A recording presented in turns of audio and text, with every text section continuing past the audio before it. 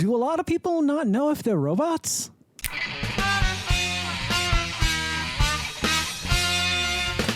Greetings and welcome back to another very adventurous episode of the Vodkast Does Dungeons and Dragons. I am your host as always, DMJ. With us today is the new Dungeon Alchemist update called Magic. I could not be more excited. You could almost say I'm high on life. I'm so excited to try out this update. I am almost completely blind going into this. I did make one map and I looked at a few of the things that you could do just so, we wouldn't be here completely dumbfounded by all this new content, which there is a lot of content and there's a lot to be excited about.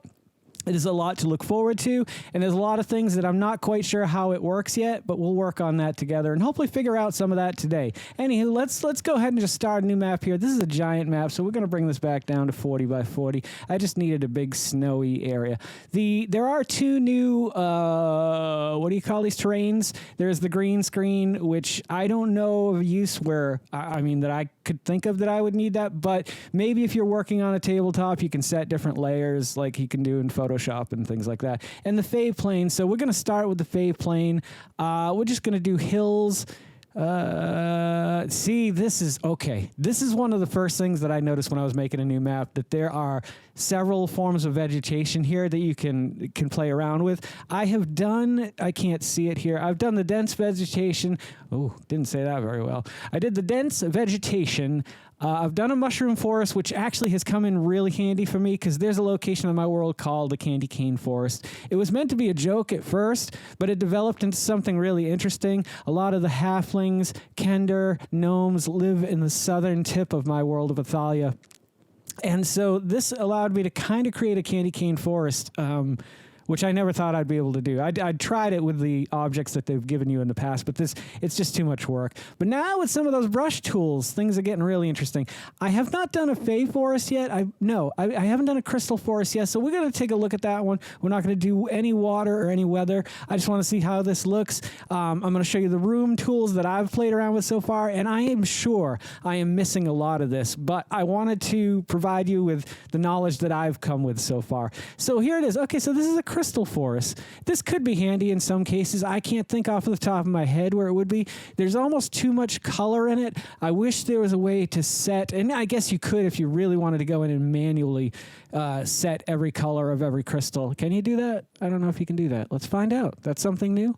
Yes, crystals can be changed in color, so that's kind of neat. Mostly what I want to hit on now is the buildings and what you can do with buildings. I believe there is Skeletal Palace is a new one. There's a Skeletal Throne Room. To me, it's cool. I'm sure there will be a time and a place for me to use something like that. However, right now, I don't really have a use for that. Let me see if there's anything else here. There's the Extra Dimensional Room. I want to show you guys this just because it's effing nuts. Here we go. Let's take it. I don't like to do 13s. 13's an unlucky number. Okay. No! All right. We'll just do a 12 by 11. And here we go. Look at this. Now, my characters, or the characters that are in my game that I'm running right now, the Dark Athalia, it's a variation of Athalia. It's an alternate timeline, however you want to look at it. This might be something, I don't know when and where, but it's definitely going to pop up somewhere. My only problem is I use Roll20, so I don't know if there's any way to actually animate those on Roll20. I don't believe there is. I think I have to use Foundry or Fantasy Grounds or one of those other VTTs. However, I love Roll20.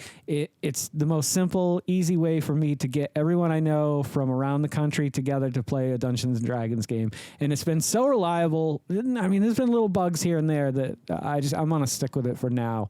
Eventually, I'd like to try out Foundry, see where that goes. And, of course, D&D, their maps are going to be turning into something some point down the line.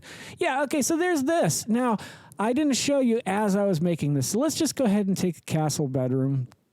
We'll move over. We'll make it right here. We'll do a few little things. Okay, so before we click the check mark or the X, if we want to do it, undo it, let me add a little bit more here. Here's where things get fun. Every corner can be bent in pretty much as you want.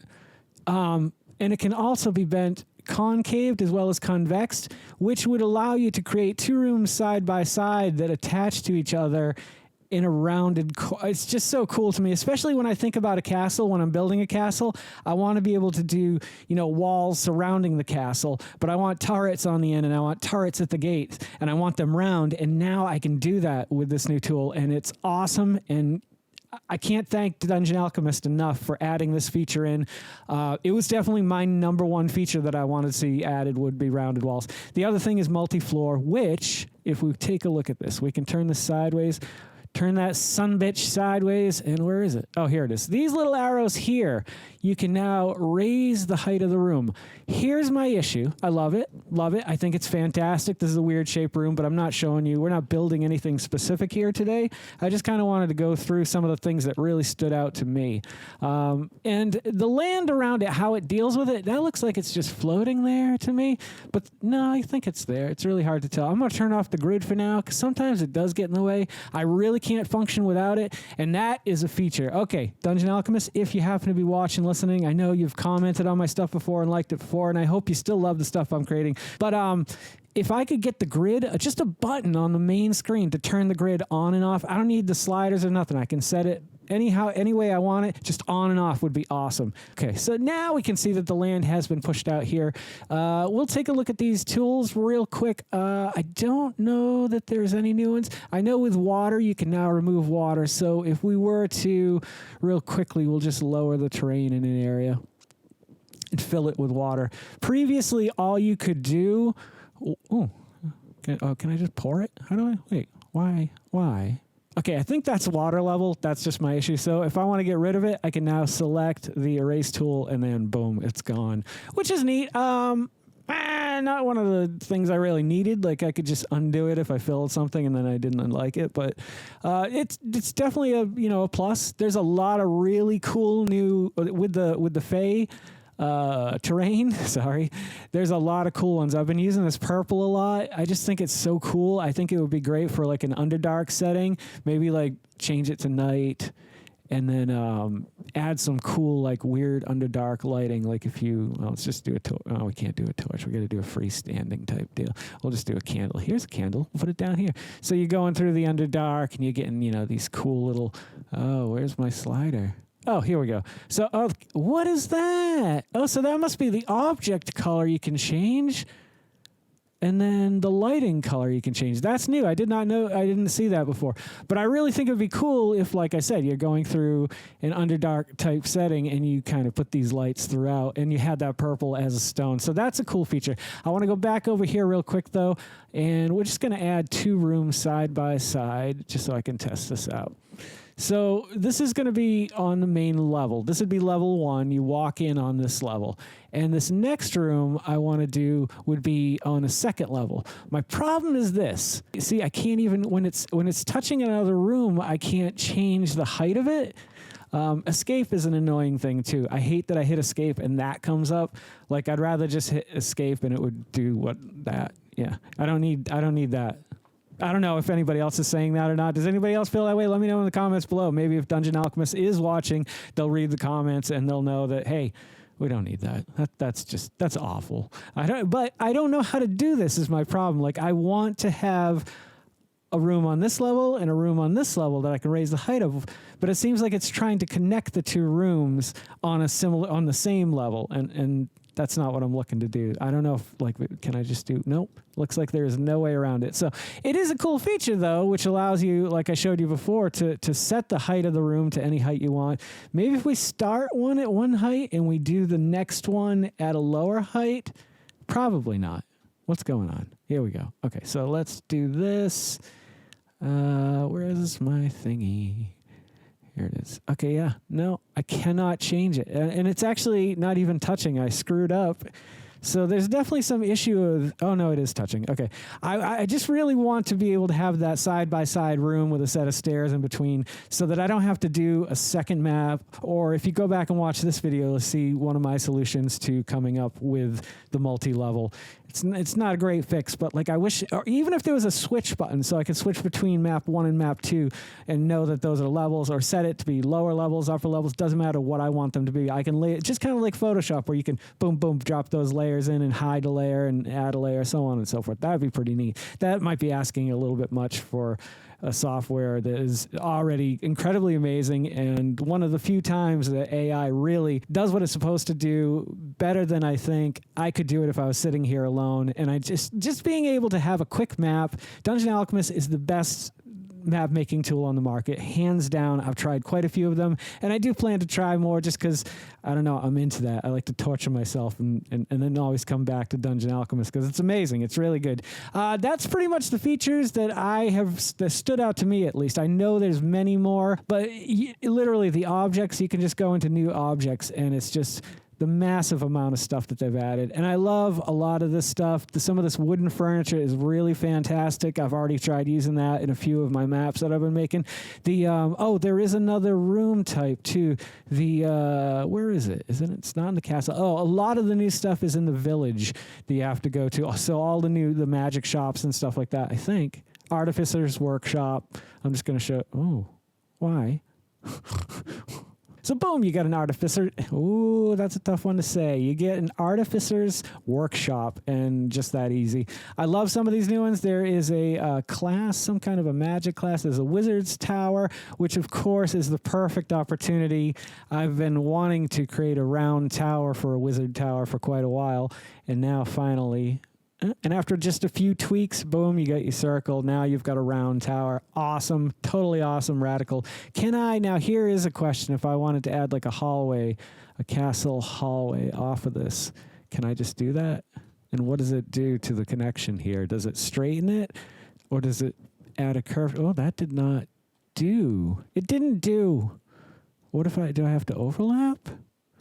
Okay, this is good testing because I do have to create these maps eventually. There we go. Okay, so I should be able to add a door. I think they said that you could add stuff to curved walls. That's still a little weird, man.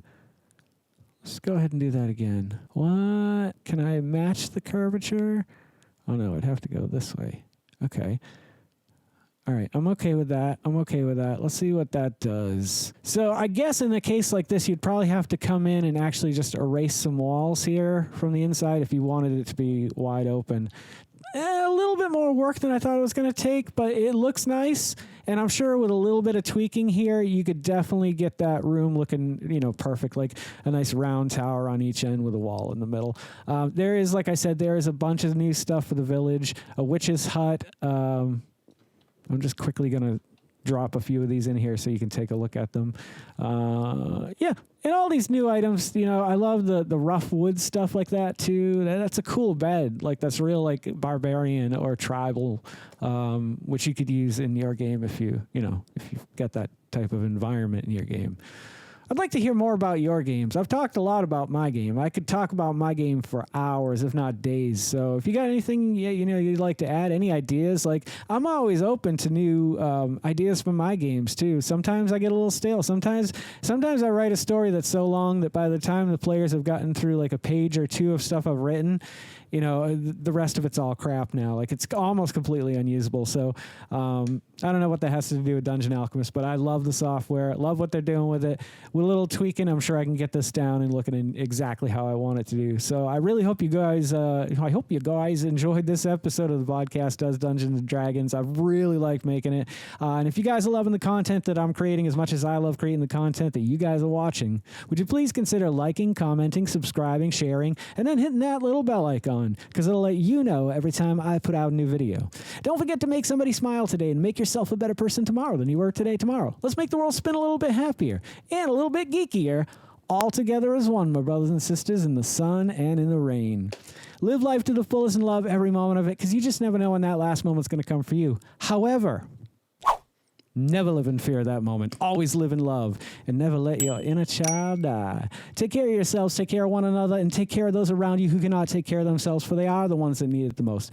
And if no one has told you today that they love you, the Vodcast loves you very much, just the way you are. All right, guys, do no harm. I'm Geycen Oliver. This is the Vodcast, and I'll catch you guys a little bit further on down the road to 50. Take care, my friends, and happy adventuring. Don't go to sleep with a catch it in your pocket.